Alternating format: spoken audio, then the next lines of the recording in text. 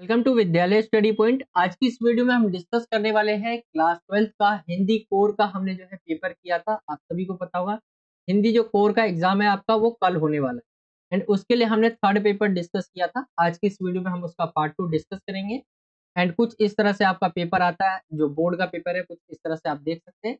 And यहाँ पे जो इंपॉर्टेंट चीज है, जैसे इसके अंदर आपको देखना है कि टोटल पेज इतने है कि नहीं है, मुद्रित प्रश्न जो है 24 है कि नहीं है। जैसे हाँ, सब में अलग होगा क्योंकि हमारा पैटर्न, हमारा जो पेज है वो ज्यादा हो सकता है, कम हो सकता है, बोर्ड में आपका अलग हो। टोटल जो क्वेश्चन होंगे वो 14 होंगे हिंदी के पेपर के अंदर, हिंदी कोर के अंदर। और जो सामान्य चीजें जो आप सभी को पता ही रहती कि 15 मिनट पहले आपको पेपर दे दिया जाता है पढ़ने के लिए, फिर 10:30 पे आपका जो है स्टार्ट हो जाता है एग्जाम। एंड हिंदी कोर का कुछ इस तरह से आप देख सकते हैं ये पेपर है। थर्ड पेपर हमने इससे पहले डिस्कस किया था, जिसको हमने पार्ट 1 में डिस्कस किया है। और जो आपके एमसीक्यू क्वेश्चंस आते हैं ना सारे, आपके जो 40 नंबर का जो सेक्शन ए आता है, वो हमने पार्ट 1 वाली वीडियो में ऑलरेडी डिस्कस कर लिया है। पार्ट 2 डिस्कस करेंगे, जो वर्णनात्मक क्वेश्चन है वो आज की इस वीडियो में हम कवर करेंगे। बाकी इंस्ट्रक्शंस आप यहाँ से देख सकते हैं। जैसे इस प्रश्न पत्र में खंड आ में वस्तुपरक तथा खंड बा में वर्णनात्मक प्रश्न पूछे गए हैं। प्रश्न पत्र के दोनों खंडों में प्रश्नों की संख्या जो है 14 है, एक में आपका 6 क्वेश्चन है। खंड आ के अंदर 6 क्वेश्चन है और खंड बा के अंदर 8 क्वेश्चन। एंड ये 6 क्वेश्चन हमने डिस्कस कर लिए। आइए पेपर की तरफ चलते हैं। उससे पहले एक इंपॉर्टेंट चीज आपके लिए, अगर आप क्लास 12th का जो है पेपर्स लेना चाहते हैं, सैंपल पेपर, जो हमने 20-20 सैंपल पेपर, आपका पॉलिटिकल हो गया, हिंदी हो गया, हिंदी हमने इलेक्टिव करवा रखा है, एंड हिस्ट्री हो गया, इन सब्जेक्ट के जो है आपको 20-20 सैंपल पेपर मिल जाएंगे 2023 और 24 के अकॉर्डिंग पीडीएफ फॉर्म में। अगर आप उसे बाय करना चाहते हैं तो आप जो स्क्रीन पे देख रहे हैं नंबर या हमारा मेल आईडी, आप वहां पर जाके हमसे ले सकते हैं। जस्ट 99 रुपीज का एक आपको पड़ेगा एक सब्जेक्ट का, जिसके अंदर 20 सैंपल पेपर होंगे। बहुत सारे बच्चे जो खरीद रहे हैं, अगर आप अपने एग्जाम की तैयारी अच्छे से करना चाहते हैं तो उन सैंपल पेपर को जरूर लीजिए। एंड आगे की तरफ चलते, ये हमने पार्ट 1 वाली वीडियो के अंदर डिस्कस कर लिया था। पार्ट 2 में जो हमारा रह गया था, क्वेश्चन नंबर 7 से हमारा स्टार्ट होगा, तो वहां पे चलते हैं। क्वेश्चन नंबर 7 आपका यहाँ से स्टार्ट हो जाता है। एंड क्वेश्चन नंबर 7 के अंदर जो है आपका रचनात्मक लेख जो है आपको तैयार करना होगा। 3 टॉपिक दिए होंगे, 3 में से किसी एक के ऊपर आपको रचनात्मक लेख लिखना है। एंड यहाँ पे देखेंगे टेक्नोलॉजी और बदलती दुनिया, किताबों का महत्व और ग्रामीण जीवन। ये 3 टॉपिक है, किसी एक टॉपिक के ऊपर आपको रचनात्मक लेख लिखना है 120 शब्दों में। एंड यहाँ पे देखेंगे हमने जो लिख रखा है ग्रामीण जो है जीवन के ऊपर, यहाँ पे आप देख रहे हैं। एंड ये आपका कुछ इस तरह से दिया हुआ है रचनात्मक लेख। जैसे भारतीय समाज में गांव का महत्व अत्यधिक है। ग्रामीण जीवन भारत की संस्कृति और गहन समृद्धि का प्रतीक है। यहाँ के लोग अपनी आदिवासी और संस्कृतियों को गर्व से निभाते हैं। गांव में जीवन की सरलता और स्वाभाविकता हर किसी को प्रभावित करती है। यहाँ के लोग एक दूसरे से के साथ जो है मिलजुल कर रहते हैं, जो एक अनूठे सामूहिक भावना का प्रतीक है। यानी गांव के बारे में आपको बता देना है कि गांव के दृश्य का वर्णन भी कर सकते हैं आप इसमें, कि गांव देखने में कितना खूबसूरत होता है। वहाँ के लोग आप देखेंगे, शहर में जो रहने वाले लोग हैं यहाँ पे आप किसी को नहीं जानते, ठीक है। एंड आप यहाँ पे अगर किसी किसी बड़े को देखते तो अंकल आंटी कहते हैं वहां पे, लेकिन गांव में ऐसा नहीं होता। आप चाचा चाची करके जो है संबोधित बोलते हैं एक दूसरे को। गांव के अंदर मतलब कोई ना कोई रिश्ता ढूंढ ही लेते हैं। अगर आप देखेंगे तो गांव के बारे में आपको बताना है। ग्रामीण क्षेत्रों में जीवन की एक खास बात यह है कि प्राकृतिक सुंदरता और खेती बाड़ी है, ये इसकी सबसे बड़ी खूबियां है। आप कह सकते हैं गांव के अंदर जाएंगे ना, आपको कितना अच्छा फील होगा खेतों को देखने में, पेड़ों को देखने में। आप बता नहीं सकते। प्राकृतिक संसाधनों का सही से इस्तेमाल करके अपना जीवन यहाँ के लोग जो है गुजारते हैं। ग्रामीण क्षेत्रों में शिक्षा की कमी एक मुख्य समस्या, यहाँ की समस्या बता सकते हैं आप कि शिक्षा की समस्या है जो विकास के रास्ते में बाधा बनती है। इसके बावजूद गांव में भी अब शिक्षा के प्रति जो उत्साह और आशा जो है बढ़ रही है। ग्रामीण जीवन में आत्मनिर्भरता और सामाजिक सहयोग की भावना समृद्धि लाती है। यहाँ के लोग एक दूसरे की मदद करते हैं और सामूहिक उत्थान के लिए जो है संगठित रहते हैं। यानी कोई भी ऐसा कार्य जो सभी मिलजुल कर कार्य करते हैं, यहाँ पे देखेंगे। आपने एक पंचायत वेब सीरीज भी देखी होगी, जिसमें किस एक लड़की की शादी होती है जहाँ पे, एंड किस तरह से पूरा गांव जो है दूल्हे को जो है ट्रीट करता है। यानी कहीं शादी होता है ना, कहीं एक गांव है, यहाँ पे किसी लड़की की शादी है दूसरे गांव से लड़के से, तो यहाँ के लोग जो है उसको अपना दामाद समझते, एक तरह से ऐसे ट्रीट किया जाता है, ठीक है। तो आप समझ सकते हैं कि गांव के बारे में ये चीजें आप यहाँ पे देख रहे होंगे। ग्रामीण जीवन अद्रियता और सहजता का प्रतीक है। यहाँ के लोग अपने सादगी और संवेदनशीलता में अपने गौरव को प्रकट करते हैं। तो ये चीजें आप यहाँ पे लिख सकते हैं ग्रामीण जीवन के बारे में। मेनली आप जो है अगर रचनात्मक लेख लिखना है तो इसमें आप टॉपिक लिखेंगे, वहाँ के लोगों के बारे में, मिलजुल कर रहते हैं उसके बारे में लिख सकते हैं। एंड कभी भी मदद चाहिए तो पूरा गाँव आता है। एंड यहाँ की जो है आप प्राकृतिक जो भी दृश्य है उसके बारे में वर्णन कर सकते हैं, वहाँ की खेतों के बारे में बता सकते हैं, वहाँ की थोड़ी कमियाँ जो शिक्षा के ऊपर है वो भी यहाँ पे लिख सकते हैं। तो ये आपका रचनात्मक लेख हो जाएगा। ये क्वेश्चन नंबर आपका 7वां है। आगे की तरफ आए तो क्वेश्चन नंबर 8वां है आपका। एंड निम्नलिखित प्रश्नों को ध्यानपूर्वक पढ़कर 40 शब्दों में निर्देशानुसार उत्तर देना है आपका। तो पहला क्वेश्चन है, पहले का भी क है। इसके अंदर जो पहला है इसके अंदर भी 2 क्वेश्चन पूछे गए। क और ख इन दोनों में से आपको एक करना होगा। तो पहला जो पूछा गया, कहानी के नाट्य रूपांतरण में संवादों के महत्व पर टिप्पणी करना है। कहानी के नाट्य रूपांतरण में संवादों के महत्व पर आपको टिप्पणी करना है, जिससे कहानी का नाट्य रूपांतरण करते हुए दृश्य लिखने के बाद कथा वस्तु के अनुसार ही संवाद लिखे जाने चाहिए। ये संवाद संक्षिप्त, पत्रानुकूल, प्रसंगानुकूल और सामान्य बोलचाल की भाषा में ही लिखे जाने चाहिए। इसके लिए हम मूल कहानी के संवादों को थोड़ा छोटा कर सकते हैं और उन्हें और जो है आवश्यकता अनुसार नए संवाद भी गढ़ सकते हैं। संवाद कथानक को गति प्रदान करते हैं। ये आप लिख सकते हैं। चरित्र चित्रण को परिमार्जित किया जाता है। दृश्य के रूप में न ढलने वाली घटनाओं व प्रतिक्रियाओं का उल्लेख करते हैं। पात्रों के सामाजिक आर्थिक स्तर की जानकारी देने में सहायक होते हैं। तो ये चीजें आप लिख सकते हैं। कहानी के नाट्य रूपांतरण में संवादों का क्या-क्या महत्व रहता है। तो ये चीजें हो जाएगी। इसी के अंदर अथवे में रहेगा आपका ख, इन दोनों में से एक करना है। अथवे में है क्या? नए और अप्रत्याशित विषयों पर लेखन के संदर्भ में शैली के प्रयोग के बारे में क्या मान्यता है? नए और अप्रत्याशित विषयों पर लेखन के संदर्भ में शैली के प्रयोग के बारे में क्या मान्यता है? तो नए तथा अप्रत्याशित विषयों के लेखन में आत्मपरक में शैली का प्रयोग किया जा सकता है। यद्यपि निबंधों और अन्य आलेखों में भी शैली का प्रयोग लगभग वर्जित होता है, किंतु नए विषयों और अप्रत्याशित विषयों पर लेखन किया जा सकता है। मैं शैली के प्रयोग से लेखक के विचारों और उसके व्यक्तित्व की जो है झलक प्राप्त होती है। तो ये आप लिख सकते हैं। कोई जो लेखक रहता है वो किसी नए टॉपिक के ऊपर लिखता है जिससे अभी उसने देखा भी ना हो, तो ऐसे में क्या होता है उसके विचार हमें दिखते हैं, उसकी व्यक्तिगत झलक हमें उसके अंदर दिखती है। तो ये हो जाएगी इस पहला जो क्वेश्चन है 8वें का। एंड दूसरे पे आए तो दूसरा दिया हुआ है, दूसरे का क है आपका। नए और अप्रत्याशित विषयों के लेखन के संदर्भ में इस पंक्ति का आशय स्पष्ट स्पष्ट करें। इस तरह का लेखन खुले मैदान की तरह होता है, जिसमें बेलाग दौड़ने, कूदने और जो है कुलाचे भरने की छूट होती है। अब देखिए किसी ने किसी एक टॉपिक है, मान लेते हैं, देखिए वैसे तो टेररिज्म यानी जो है आतंकवाद के ऊपर बहुत सारे लिखे गए हैं, आतंकवाद मान लेते हैं ये नया टॉपिक है, जिसको अभी तक किसी ने देखा नहीं है। लेकिन वहीं अगर कोई इसके ऊपर लिखेगा तो उसको क्या होगी, इस तरह का लेखन जो है क्या होगा, खुले मैदान की तरह होगा, जिसमें बेलाग दौड़ने, कूदने और कुलाचे भरने की छूट होती है। यानी आप अपनी मर्जी से जो आप इसके बारे में लिख सकते हैं, यानी अपने शब्द इसके अंदर डाल सकते हैं। जैसे यहाँ पे बताया गया है, नए और अप्रत्याशित विषयों के लेखन के संदर्भ में कहा जा सकता है कि लिखने का कोई फॉर्मूला आज तक दुनिया में नहीं बना है। जिस तरह के विषय दिए जा सकते हैं, हो सकते हैं आपके सामने की दीवार, उस दीवार पर टंगी घड़ी, उस दीवार में बाहर और खुलता झरोखा आदि इत्यादि ये टॉपिक दिए जा सकते हैं। अर्थात लेखन के लिए लेखक के जो पास है विषय, सिद्धांत आदि की कोई सीमा नहीं होती। लेखक की जो है कल्पना, यथार्थ, आदर्श पर कोई बंधन नहीं होता। वो इनके बारे में लिख सकता है, अपने थॉट्स दे सकते हैं। एंड इसके अंदर भी अथवा रहेगा। टीवी की तुलना में रेडियो माध्यम की कोई 2 सीमाएँ बताइए। तो रेडियो माध्यम की 2 सीमाएँ सीमाएँ कौन-कौन सी है? रेडियो जो है माध्यम जो है सचित्र प्रसारण की सुविधा नहीं है, जबकि टीवी में यह सुविधाजनक है। टीवी माध्यम की तुलना में रेडियो जो माध्यम है प्रसारणकर्ता के लिए श्रोताओं को बांध कर रखना कठिन है। यानी सिर्फ इसमें दृश्य नहीं दिखाया जाता, सिर्फ सुन सकते हैं आप। तो ये इसकी कुछ सीमाएँ हैं, आप यहाँ पे लिख सकते हैं। तो ये आपका क्वेश्चन नंबर जो है 10वां कुछ इस तरह से हो जाएगा, 8वां हो जाएगा। एंड इसके अंदर 2 क्वेश्चंस रहेंगे, 2 में भी अथवे रहेंगे। दोनों में अथवे आपने देखे, पहले और दूसरे। आगे की तरफ आएँगे तो क्वेश्चन नंबर आपका 9वां आता है। इसके अंदर क्या है? निम्नलिखित प्रश्नों को ध्यानपूर्वक पढ़कर इन्हीं 2 प्रश्नों के आंसर आपको 60 शब्दों के में देने हैं। एंड यहाँ पे आपके 3 क्वेश्चन्स लगभग पूछे जा रहे हैं। देख लेते हैं हम। हाँ, 3 क्वेश्चन है, 3 में से किसी 2 के आंसर देने हैं आपको। तो सबसे पहला क्वेश्चन देखें, आपको श्रोताओं, दर्शकों या पाठकों को बाँध कर रखने की दृष्टि से प्रिंट माध्यम, टीवी और रेडियो में सबसे सशक्त माध्यम कौन-सा लगता है? अपने उत्तर के पक्ष में तर्क देना। यानी जो देखने वाला है, सुनने वाला है, तो उसको बाँध के रखने में कौन-सा माध्यम सबसे सही है? प्रिंट माध्यम है, टीवी है, रेडियो है, आपको बताना है। अगर हम देखें तो विद्यार्थी चाहे तो प्रिंट टीवी अथवा रेडियो किसी एक में से किसी एक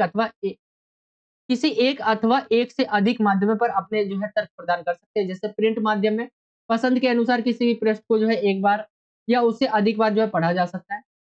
शब्दों में स्थायित्व होता है। पढ़ते हुए उस लिखे हुए विचार पर भी विचार किया जा सकता है। टीवी में समाचार अथवा फ़िल्में हम देख सकते हैं और सुन भी सकते हैं। ये माध्यम दर्शकों को बाँध के रखता है।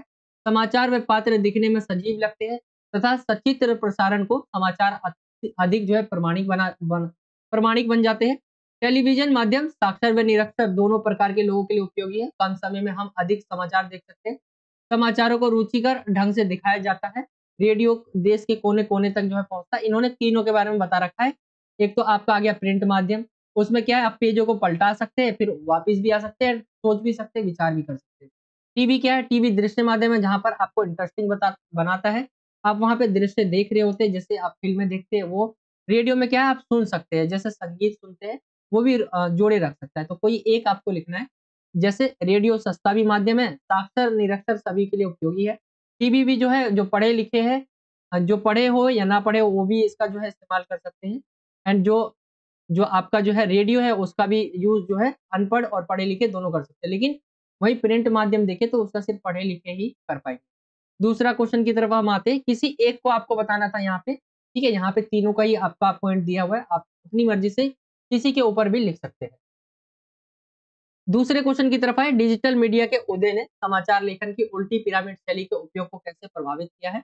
तो उल्टा पिरामिड शैली के जो विशेषत है प्रयोग मुद्रित या प्रिंट माध्यम तथा रेडियो में होता है। किस-किस में इसका यूज़ होता है? प्रिंट माध्यम हो गया, मुद्रित में और यहाँ पे रेडियो में होता है। डिजिटल मीडिया अधिक तीव्र एवं विस्तृत होने के कारण केवल उल्टा पिरामिड शैली पर आश्रित नहीं है। घंटे 2 घंटे में लोग स्वयं को अपडेट रखने लगे हैं। साथ ही डिजिटल मीडिया दृश्य और श्रव्य की जो है सुविधाओं से लैस है ये। दृश्य और श्रव्य माध्यम जैसे टीवी, इंटरनेट आदि में समाचार सूचना का एक बड़ा भाग दृश्य देखकर ही समझा जाता है।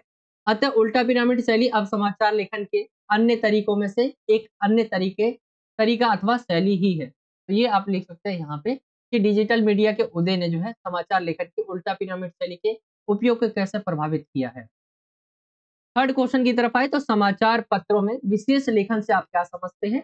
उदाहरण सहित आपको बताना है। समाचार पत्रों में विशेष जो लेखन होता है उससे उससे आप क्या समझते हैं बताना है उदाहरण से। तो अखबारों के लिए समाचारों के अलावा खेल, अर्थ व्यापार, सिनेमा या मनोरंजन आदि विभिन्न क्षेत्रों और विषयों से संबंधित घटनाएं, समस्याओं आदि से संबंधित लेखन विशेष लेखन कहलाता है। अब अखबार न्यूज़पेपर आपने देखा होगा तो उसमें साइड में कहीं खेल के बारे में दिखाया होता था, अर्थ व्यापार के बारे में, सिनेमा और मनोरंजन के बारे में। ये क्या है सभी विशेष लेखन के अंदर आते हैं एंड यही कहलाते हैं। इसके अंदर देखिए जब किसी खास विषय पर सामान्य लेखन से हटकर लेखन किया जाता है तो उसे विशेष लेखन कहते हैं। अतः विशेष लेखन की भाषा और शैली समाचारों की भाषा शैली से अलग होती है। विशेष लेखन के कई क्षेत्र होते हैं जैसे व्यापार, खेल, मनोरंजन, विज्ञान, प्रौद्योगिकी, कृषि इत्यादि। उदाहरण के लिए देखिए शेयर बाजार में भारी गिरावट तो सामान्य रिपोर्टिंग में तथ्यात्मक बातें होगी। शेयर बाजार में भारी गिरावट विशेष लेखन के अंतर्गत खबर का विश्लेषण, गिरावट का कारण और निवेशकों पर इसका असर इत्यादि लेखन होगा। तो ये इसका आ जाएगा थर्ड का आंसर। आई होप कि आप समझ गए होंगे। क्वेश्चन नंबर 9 इस तरह से आपका कंप्लीट हो जाता है। हम आते हैं अब अगले क्वेश्चन की तरफ। क्वेश्चन नंबर है 10वां। निम्नलिखित प्रश्नों को ध्यानपूर्वक पढ़कर जो है कि इन 2 प्रश्नों के आंसर आपको लगभग 60 शब्दों में देने हैं। पहला क्वेश्चन है बारिशों के बाद भादों के पश्चात प्रकृति में परिवर्तन का कवि ने किस प्रकार वर्णन किया है? यानी बारिशों के बाद भादों के पश्चात प्रकृति में परिवर्तन जो होता है उसका किस प्रकार कवि ने वर्णन किया है? पतंग कविता के आधार पर अपने शब्दों में इसका वर्णन करना है। तो जब भादो मास के दौरान होने वाली घनघोर बारिश समाप्त हो जाती है, तब शरद ऋतु का आगमन होता है। जैसा कि आप देखेंगे लगभग जो है अगस्त सितंबर में जो है ये रहता है बारिश का आपका सीजन। इसके बाद खत्म हो जाती है तो क्या हो जाता है शरद ऋतु यानी ठंडी जो है ठंड आने लग जाती है। खरगोश की लाल भूरी आंखों जैसी चमकीली धूप निकल आती है। इसके चारों ओर उज्जवल चमक बिखर जाती है। आकाश साफ और मुलायम हो जाता है। चारों ओर स्वच्छ वातावरण हो जाता है। हवाओं में मनोरम मनोरम सुगंधित महक जो है फैल जाती है। शरद ऋतु के आगमन से चारों ओर उत्साह एवं उमंग का वातावरण बताया बताया है। पतंगबाजी का माहौल बन जाता है। शरद ऋतु का मानवीकरण करते हुए उसे साइकिल लेकर आते हुए चंचल बालक की तरह चित्रित किया गया है। चित्रित किया है, तो ये आप इसका आंसर लिख सकते हैं कि भादों के पश्चात या बारिश के बाद जो है प्रकृति में क्या-क्या परिवर्तन होते हैं, कवि ने इसके बारे में क्या-क्या कहा है। तो ये चीज़ें आप इसके अंदर लिख सकते हैं। दूसरे क्वेश्चन की तरफ आए, दूसरा क्वेश्चन है, छोटा मेरा खेत कविता में अधड़ और बीज से कवि का क्या तात्पर्य आपको बताना है। तो यहाँ पे देखिए अधड़ का अभिप्राय है कि भावों की आंधी आती है तो रचना शब्दों का रूप लेकर कागज पर जन्म लेने लगती है। वास्तव में भाव ही कविता रचने का पहला चरण है। बीज से कवि का क्या मतलब है कि जब भाव आदि रूप में आते हैं तो आंधी रूप में आते हैं तो कविता रचने की प्रक्रिया शुरू हो जाती है। तो ये इसके बारे में इसका वर्णन हो जाएगा, इसका मीनिंग हो जाएगा। छोटा मेरा खेत कविता में अधड़ और बीज का मतलब कुछ इस तरह से था। तो सेकंड हो जाएगा। थर्ड की तरफ हम आते हैं। एक चीज नोट कर लेनी है, इसमें बताया हुआ है कि किन्हीं 2 प्रश्नों के आंसर देने हैं। मैं आपको तीनों ही कराते जा रहा हूँ, किन्हीं 2 के ही आंसर देने होंगे आपको। थर्ड क्वेश्चन की तरफ आए, व्यक्ति पर प्रशंसा का क्या प्रभाव पड़ता है? बात सीधी थी पर कविता के आधार पर आपको बताना है। तो प्रशंसा यानी किसी की तारीफ से व्यक्ति के ऊपर क्या प्रभाव पड़ता है आपको बताना है। तो प्रशंसा से व्यक्ति स्वयं को सही व उच्च कोटि को मानने लग जाता है। वह सही गलत का निर्णय नहीं कर पाता। उसका विवेक क्षीण हो जाता है। कविता में प्रशंसा मिलने के कारण कवि अपनी सहज बातों को शब्दों के जाल में उलझा देता है। फलतः उसके भाव जनता तक पहुंच नहीं पाते।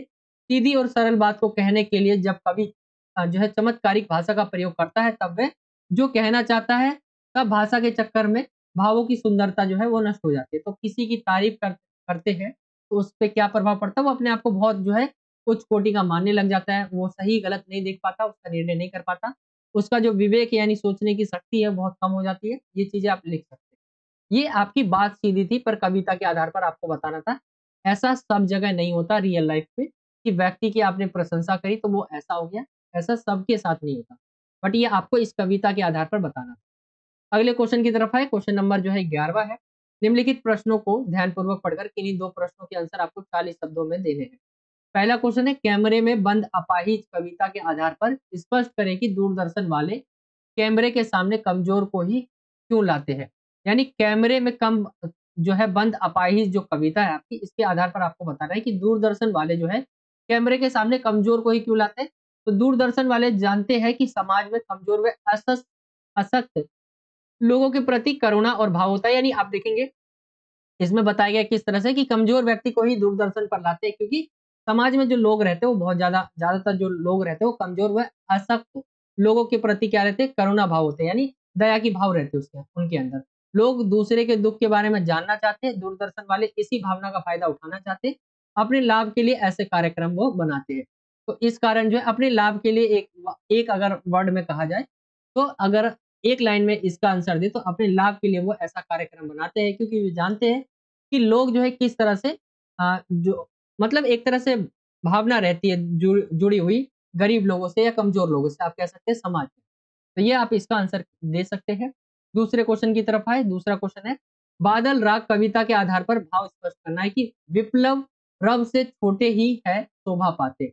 विप्लव रब से कवि का तात्पर्य क्रांति से है, ये ध्यान रखना है। एंड इसमें इन्होंने बताया आंसर, कवि के अनुसार जब क्रांति होती है तो गरीब लोगों में या आम जनता में जोश भर जाता है। यह वही वर्ग है जो शोषण का शिकार होते।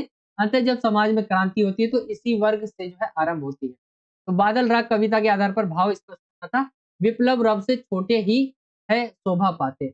यानी यहाँ पे बताया हुआ है कि जब भी क्रांति होती है उसमें जो शोषित वर्ग है जिसका शोषण हो रहा है उसी से जो है कोई भी क्रांति हो वो आरंभ होती है। तो दूसरा हो जाएगा ये। तीसरा क्वेश्चन देखिए अगर हम, तीसरा बोला गया है, उषा कविता में भोर के नभ की तुलना किससे और क्यों की गई। उषा कविता में भोर के नभ की तुलना जो है एक तो किससे की गई और क्यों की गई। तो प्रातःकालीन नभ की तुलना जो है राख के लीपे गए गीले चौक से की गई है। इस समय आकाश नम तथा धुंधला होता है। इसका रंग राख से लीपे चूल्हे जैसा जो है मटमैला होता है। जिस तरह चूल्हा चोखा सूखकर साफ हो जाता है उसी तरह कुछ देर बाद आकाश भी स्वच्छ एवं निर्मल हो जाता है। तो इस वजह से की गई है। एंड जो यहाँ पे किससे की गई है तो ये आ जाएगा तुलना राख से जो लीपे गीले चौक है उससे की गई है। एंड ये रीजन से क्यों की गई है, तो ये इसका आंसर हो जाएगा। एंड ये आपका 11वां क्वेश्चन खत्म हो जाएगा। इसके अंदर 3 क्वेश्चन है, किसी 2 के आपको आंसर देने हैं। एंड हाँ, एक चीज ध्यान रखना है, मैं आपको नंबर से नहीं बता रहा हूँ कितने नंबर के कौन से, मैंने आपको बहुत बार बताया है तो आप जाकर जो है पेपर पिछले पेपर में भी देख सकते हैं। आगे आते हैं हम 12वें क्वेश्चन की तरफ। 12वां क्वेश्चन है आपका, निम्नलिखित प्रश्नों को ध्यानपूर्वक पढ़कर किन्हीं दो प्रश्नों के आंसर आपको 60 शब्दों में देने हैं। तो पहला क्वेश्चन है, भक्तिन अच्छी है ये कहना कठिन होगा क्योंकि उसमें दुर्गुणों का अभाव नहीं, लेखिका ने ऐसा क्यों कहा? कि क्यों कहा होगा? यानी भक्तिन जो है अच्छी है ये कहना कठिन होगा क्योंकि उसमें जो है दुर्गुणों जो है का अभाव नहीं, लेखिका ने ऐसा क्यों कहा होगा आपको बताना है। तो भक्तिन अपनी गलत बात को सही करने के हजारों तर्क सामने रख देती है। यहाँ पे देखेंगे भक्तिन जो है लेखिका की सुविधा नहीं देखती, हर बात को वह अपनी सुविधा अनुसार करती थी। लेखिका व भक्तिन के बीच बाहरी तौर पर सेवक स्वामी का संबंध था, परंतु व्यवहार में ये लागू नहीं होता था। भक्ति नौकर कम, जीवन की धूप छांव अधिक थी। तो ये इसका आंसर हो जाएगा, इसलिए कहा है। आगे हम आते हैं दूसरे क्वेश्चन की तरफ। काले मेघा पानी दे जो पाठ है उसके आधार पर आपको बताना है कि पानी और बारिश के अभाव में गांव की दशा का अपने शब्दों में वर्णन कीजिए। जब गांव में जो है पानी ना हो और बारिश ना हो तो क्या स्थिति होती है? तो झुलसा देने वाली लू चलती थी। ढोर जो ढंगर प्यास से मर रहे थे, पर प्यास बुझाने के लिए पानी नहीं था। जेठ मास भी अपना जो है ताप फैलाकर जा चुके थे।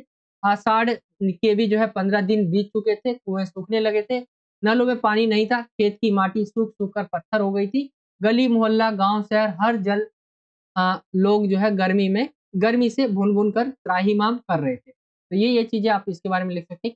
काले मेघा पानी दे पाठ के आधार पर जो पानी है और बारिश है उसके अभाव में गांव की दशा क्या थी इसका, तो आप यहाँ पे देख सकते हैं। थर्ड क्वेश्चन की तरफ बढ़े। थर्ड क्वेश्चन है, सीरीज के फूल निबंध में अवधूत रूप के रूप में लेखक ने किस महात्मा को याद किया और क्यों? यहाँ पे देखिए सीरीज के फूल निबंध में जो है अवधूत रूप में लेखक ने किस महात्मा को याद किया और क्यों? तो लेखक ने महात्मा गांधी को जो है याद किया। सीरीज पेड़ अवधूत की तरह बाह्य परिवर्तन धूप वर्षा आंधी लू सब में शांत बना रहता है तथा पुष्पित पल्लवित होता रहता है। ठीक इसी तरह से जो है महात्मा गांधी भी मारकाट अग्निदाह लूटपाट खून खच्चर और बवंडर के बीच स्थिर रहकर जो है स्थिर रह सके थे।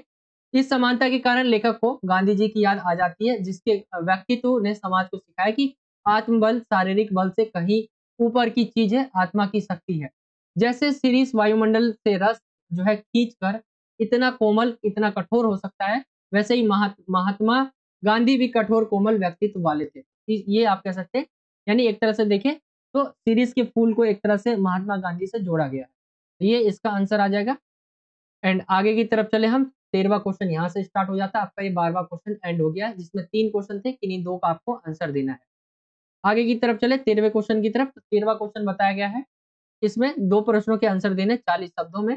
पहला क्वेश्चन है, डॉक्टर अंबेडकर समता को कल्पना की जो है वस्तु क्यों मानते हैं? यानी समता को कल्पना की वस्तु क्यों मानते हैं आपको बताना। तो डॉक्टर अंबेडकर का मानना है कि हर व्यक्ति समान नहीं होता, जन्म सामाजिक स्तर प्रयत्नों के कारण भिन्नता व असमानता होती है। मनुष्य जन्म से ही सामाजिक स्तर के अनुरूप तथा अपने प्रयासों के कारण भिन्न और समान होता है। अंतः पूर्ण रूप से समता एक काल्पनिक स्थिति है और ये सही भी है। कल्पना कर सकते हैं कि सब कुछ समान हो, ऐसा नहीं होता है। सबकी अलग अलग जो है क्षमताएं होती है, सबका अलग अलग बुद्धि होता है, सोचने की क्षमता होती है। दूसरे क्वेश्चन की तरफ आए। कहानी जो है पहलवान की ढोलक व्यवस्था के बदलने के साथ लोक कला और इसके कलाकार के अप्रासंगिक हो जाने की कहानी है। पंक्ति को विस्तार दीजिए आपको बोला गया है। तो पहलवान की ढोलक कहानी केवल जो है सत्ता परिवर्तन व्यवस्था परिवर्तन की कहानी नहीं, बल्कि परंपरागत व्यवस्था पर नई व्यवस्था भारत पर इंडिया के आरोपित हो जाने की कहानी है। इस परिवर्तन के तहत लुट्टन पहलवान जैसे लोगों को लोक कलाकारों के पद से हटाकर निरीह जीवन व्यतीत करने को मजबूर किया जा रहा है। तो ये आप लिख सकते हैं इसके बारे में। एंड थर्ड क्वेश्चन की तरफ आए। जिन्हें अपनी जरूरत का जो है पता नहीं, वे लोग बाजार का बाजारूपन कैसे बढ़ाते हैं? यानी जो लोग अपनी जरूरतों का उन्हें पता ही नहीं, वह लोग बाजार का बाजारूपन कैसे बढ़ाते हैं? तो समाज में कुछ लोग क्रय शक्ति के बल से जो है बाजार की वस्तु खरीदते हैं, उन्हें अपनी जरूरत का पता नहीं होता। वह समाज में असंतोष बढ़ाते हैं, सामान्य लोगों के सामने अपनी क्रय शक्ति का प्रदर्शन करते हैं, वे शानो शौकत के लिए उत्पाद खरीदते हैं और बाजारोपन को बढ़ाते हैं। यहाँ पे एक तरह से दिखावे के बारे में बात की गई है कि किस तरह से किसी अमीर ऐसे होते हैं व्यक्ति जिनको इस चीज की जरूरत नहीं है, नीड नहीं है, लेकिन फिर भी वो दिखाने के लिए ये चीजें खरीदते हैं। तो ऐसे लोग बाजार से ना सच्चा लाभ उठा पाते हैं और ना उसे सच्चा लाभ दे सकते हैं। वे धन के बल पर बाजार में कपट को जो है बढ़ाते हैं। तो ये आप इसमें लिख सकते हैं। जिन्हें अपनी जरूरतों का पता नहीं, वे लोग बाजारूपन कैसे बढ़ाते हैं। तो ये लिख सकते हैं आप इसके अंदर। एंड ये क्वेश्चन आपका खत्म हो जाएगा। 13वां एंड आगे की तरफ आएंगे तो ये आपका जो है पूरक पाठ्यपुस्तक वितान भाग 2 पर आधारित क्वेश्चन है। पूछा गया है निम्नलिखित प्रश्नों को ध्यानपूर्वक पढ़कर किन्हीं दो प्रश्नों के आंसर 40 शब्दों में देने हैं। तो सिल्वर वैनिक कहानी में यशोधर बाबू को अपने बच्चों की आकर्षक आय समहाउ इम्प्रॉपर क्यों लगती है। तो यशोधर बाबू के अनुसार पैसा कमाने का साधन मर्यादित है, तो उससे होने वाली आय पर सभी को गर्व। उनका वेतन बहुत धीरे धीरे बढ़ता था, उससे अधिक जो है महंगाई बढ़ जाती थी। का असर हुई उनकी आय में हुई वृद्धि का असर उनके जीवन स्तर को सुधार नहीं पाता। और यशोधर बाबू के जो बच्चे हैं किसी बड़ी विज्ञापन कंपनी में नौकरी पाकर जो है रातों रात मोटा वेतन कमाने लगे। यशोधर बाबू को इतनी मोटी तनख्वाह का जो है रहस्य समझ में नहीं आता था। यशोधर बाबू समझते थे कि इतनी मोटी जो तनख्वाह है उसके पीछे कोई गलत काम अवश्य किया जा रहा है। यशोधर बाबू ने अपना सारा जीवन कम वेतन में जैसे तैसे गुजारा था, वे इतनी शान शौकत को पचा नहीं पा रहे थे। तो ये इसका राइट आंसर आ जाएगा। एंड इसके दूसरे की बात करें, उस घटना का वर्णन करना है अपने शब्दों में, जिससे पता चलता है कि लेखक की माँ उसके मन की पीड़ा समझ रही थी। जूझ कहानी के आधार पर आपको बताना है।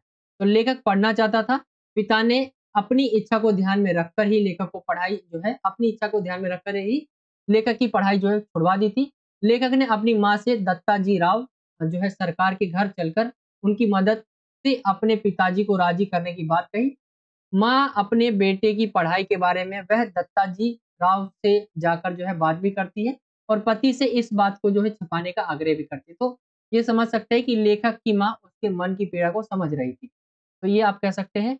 एंड थर्ड क्वेश्चन है, अजायब घर में रखे सिंधु सभ्यता के पुरातत्व के अवशेषों से किसका महत्व सिद्ध होता है, कला का या ताकत का। तर्क सहित उत्तर दीजिए। तो मोहनजोदड़ो के अजायब घर में सिंधु सभ्यता के पुरातत्व के अवशेष रखे गए। यहाँ पर काला पड़ गया है गेहूं, तांबे और कांसे के बर्तन, मोरे वाद्य चाक और चाक पर बने हुए विशाल मृद भांड, चौपट की गोटियां, मिट्टी की जो बैलगाड़ी, पत्थर के औजार, मिट्टी के कंगन आदि चीजें जो है ये कहाँ रखी हुई है, अजायब घर में। एंड यहाँ पे बोला गया यहाँ की चीजों को देखने से पता चलता है कि यहाँ औजार तो है पर हथियार नहीं।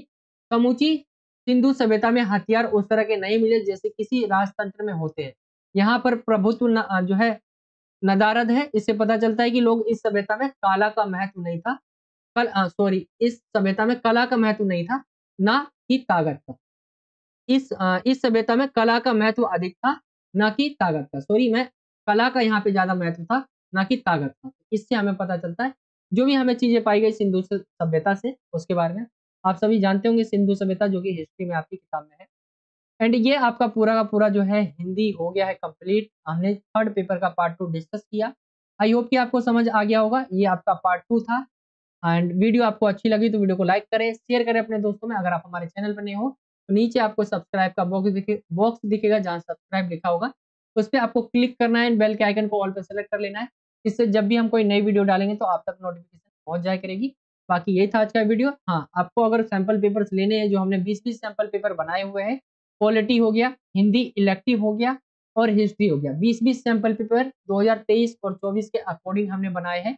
अगर आप उन्हें परचेज करना चाहते हैं तो आपको शुरू में दिख गया होगा आप व्हाट्सएप नंबर या हमारा मेल आईडी, आप वहां कांटेक्ट कर सकते हैं। चलिए यही था आज का वीडियो। मिलता हूं आपसे अगली और एक्साइटिंग वीडियो में। जब तक के लिए जय हिंद, जय भारत, वंदे मातरम।